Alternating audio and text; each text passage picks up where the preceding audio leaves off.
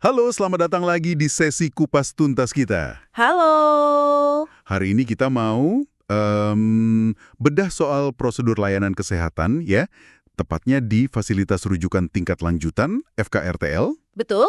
Pakai JKN, Jaminan Kesehatan Nasional? Iya, pakai JKN. Sumber kita ini panduan resmi, jadi infonya valid ya. Tujuannya sih biar Anda semua, para pendengar, lebih paham gitu ya, alur rawat jalan atau rawat inap di RS rujukan. Biar nggak bingung gitu kan ya. Kadang suka pada nanya bawa apa aja sih. Nah, itu dia. Sering banget kan pertanyaan gitu? Habis dapat rujukan terus ngapain? Bawa apa? Nah, ini penting banget buat Anda tahu. Oke, Beh, kita bedah bareng ya. Siap. Kita mulai dari yang paling umum dulu mungkin ya, rawat jalan tingkat lanjutan. Jadi, begitu Anda sampai di rumah sakit rujukan, FKRTL, apa nih langkah pertamanya? Oke, jadi pas sampai yang paling penting disiapin itu ada dua hal utama ya. Apa aja tuh? Pertama, jelas identitas JKN Anda. Bisa kartu JKN-nya langsung atau KTP juga bisa kok. Oh, KTP bisa ya? Bisa. Atau kalau usianya di bawah 17 tahun, pakai kartu identitas anak. KIA atau KK, kartu keluarga. Oke, identitas. Yang kedua? Yang kedua, ini juga penting, surat rujukan asli dari FKTP, Fasilitas Kesehatan Tingkat Pertama tempat Anda terdaftar. Surat rujukan asli ya, harus ada stempelnya gitu. Biasanya begitu, yang resmi dari FKTP. Nah, tapi ini ada kecualinya. Kecuali apa? Kecuali kalau kondisinya gawat darurat. Kalau itu kan langsung ke IGD biasanya, nggak perlu rujukan dulu. Ah, iya, masuk akal. Nah, setelah daftar, bawa itu semua, terus gimana? Nanti setelah administrasi awal itu, rumah sakit akan menerbitkan yang namanya SEP. SEP, apa itu? Surat eligibilitas peserta.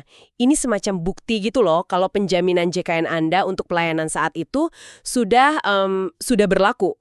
Oke, jadi SEP ini penting banget ya sebagai bukti penjaminan. Penting. Nah, dari SEP itu, alurnya nanti bisa macam-macam. Maksudnya gimana tuh? Ya, tergantung kondisi medisnya. Bisa jadi Anda dirujuk lagi ke polispesialis lain di rumah sakit yang sama. Oh, di dalam RS itu dirujuk lagi? Iya, pakai rujukan internal namanya. Atau kalau memang perlu penanganan yang lebih spesifik lagi dan nggak ada di situ, bisa juga dirujuk ke rumah sakit lain. Wah, dirujuk lagi ke RS lain. Pakai surat apa tuh? Pakai surat rujukan antar RS. Nah, terus kalau misalnya dokter bilang Anda masih perlu kontrol lagi nanti, misal bulan depan gitu, Iya. Anda akan dikasih surat kontrol. Ini fungsinya kayak pengganti rujukan untuk kunjungan kontrol berikutnya itu, jadi nggak perlu minta rujukan lagi dari FKTP. Oh, praktis ya. Jadi nggak bolak-balik ke FKTP cuma buat minta rujukan kontrol? Betul, tapi kalau ternyata kondisi Anda sudah stabil, sudah bisa ditangani lagi di FKTP, Iya. dokter akan kasih surat rujuk balik, SRB. Jadi Anda kembali kontrol atau berobatnya ke FKTP tempat Anda terdaftar. Oke, jadi ada alur baliknya juga ya, SRB ya? Iya, dan jangan lupa setiap selesai pelayanan, entah itu konsultasi, tindakan, atau apapun, Anda biasanya diminta tanda tangan bukti pelayanan. Oh gitu, sebagai konfirmasi ya kalau kita udah dapat layanannya. Betul sekali. Nah, tadi kan alur standarnya ya. Saya dengar-dengar nih, ada juga opsi pelayanan eksekutif gitu ya, buat rawat jalan. Gimana tuh ketentuannya? Ah iya, ada memang pilihan itu, rawat jalan eksekutif. Tapi ya ada syaratnya. Gimana tuh syaratnya? Nggak semua bisa? Nggak semua. Misalnya nih, peserta PBI penerima bantuan iuran itu nggak bisa. Terus peserta bukan pekerja kelas 3 atau yang didaftarkan Pemda itu juga dikecualikan. Oke, jadi ada kelompok peserta tertentu yang nggak bisa ambil opsi ini. Iya. Dan penting juga, Anda tetap harus lewat prosedur rujukan biasa dari FKTP dulu. Nggak bisa langsung datang minta poli eksekutif. Harus ada rujukan juga ya? Terus bedanya apa dong biayanya? Nah, itu dia. Pasti ada selisih biaya. Maksimalnya itu Rp400.000 per kunjungan. 400.000? Itu kita bayar sendiri. Bisa bayar sendiri atau mungkin ditanggung pemberi kerja kalau ada kebijakan gitu, atau kalau punya asuransi kesehatan tambahan. Oke, jadi ada biaya tambahan. Terus, ini berlaku di semua RS? Nggak juga, hanya di rumah sakit yang memang punya kerjasama poli eksekutif dengan BPJS Kesehatan. Jadi nggak semua RS menyediakan. Oh oke, harus RS yang kerjasama ya. Nah, yang menarik nih, katanya RS punya kewajiban soal informasi biaya ya? Betul banget, ini krusial. Rumah sakit itu wajib hukumnya ngasih informasi yang jelas ke Anda. Informasi soal apa? Soal perkiraan biaya total, berapa yang akan ditanggung BPJS Kesehatan sesuai prosedur biasa, dan berapa perkiraan selisih biaya yang harus Anda bayar. Itu harus dikasih tahu kapan? Sebelum pelayanan eksekutif itu diberikan. Jadi Anda tahu dulu konsekuensi biayanya sebelum memutuskan jadi ambil atau enggak. Wah, bagus itu, ya. Transparansi jadi kunci. Sangat.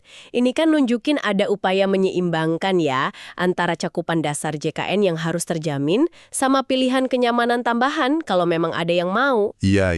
Biar nggak ada salah paham soal biaya di belakangnya. Tepat. Informasi di awal itu hak Anda sebagai pasien biar bisa bikin keputusan yang terinformasi gitu. Jadi lebih berdaya juga kan posisinya. Setuju. Oke, itu tadi soal rawat jalan ya, termasuk yang eksekutif.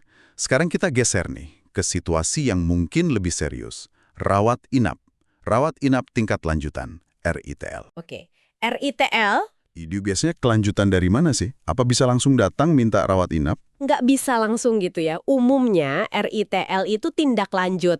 Bisa dari penanganan di IGD, instalasi gawat darurat. Habis dari IGD terus disuruh rawat inap gitu? Iya, kalau memang kondisi medisnya memerlukan.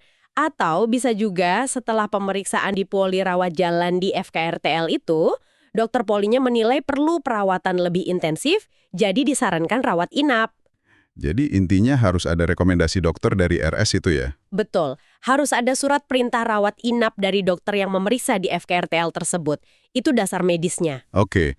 Nah, pas udah dapat surat perintah rawat inap, proses administrasinya gimana? Apa aja yang perlu disiapin lagi? Mirip-mirip sih sama rawat jalan tadi, tunjukin lagi identitas JKN Anda, KTP, KIA, atau KK. Identitas lagi ya. Terus? Nah, yang ini juga penting banget untuk rawat inap, urus SEP rawat inap.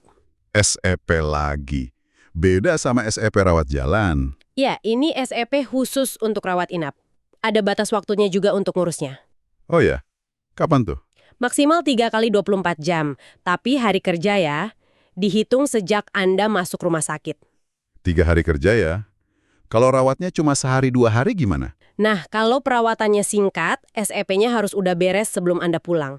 Jangan sampai udah pulang, SEP belum diurus. Oke, jadi maksimal 3 hari kerja atau sebelum pulang, mana yang lebih dulu ya? Bisa dibilang gitu.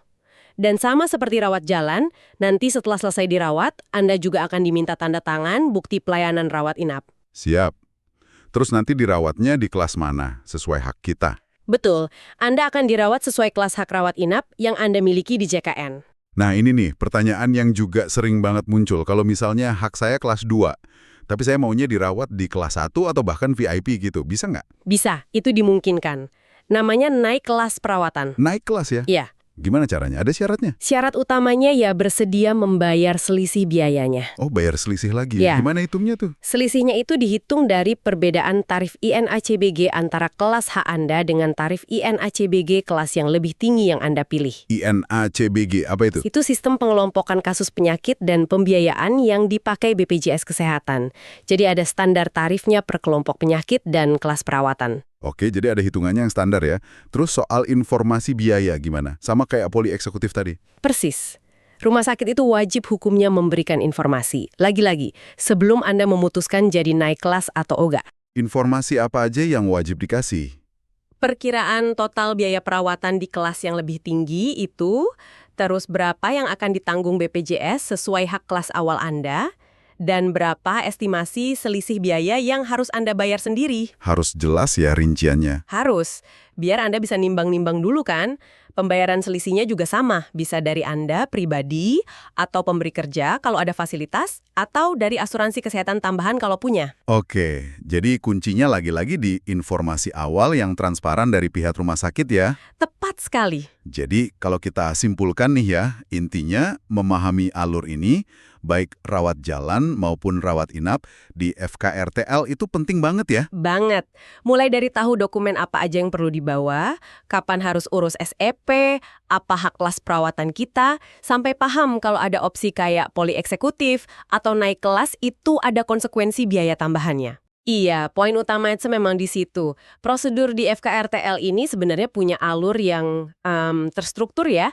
Kalau kita siap dokumennya, paham langkah-langkahnya, prosesnya bisa lebih lancar. Nggak bikin panik atau bingung ya? Harapannya begitu. Opsi layanan di atas hak seperti eksekutif atau naik kelas itu memang ada sebagai pilihan. Tapi ya itu tadi, selalu ingat ada konsekuensi biaya tambahan.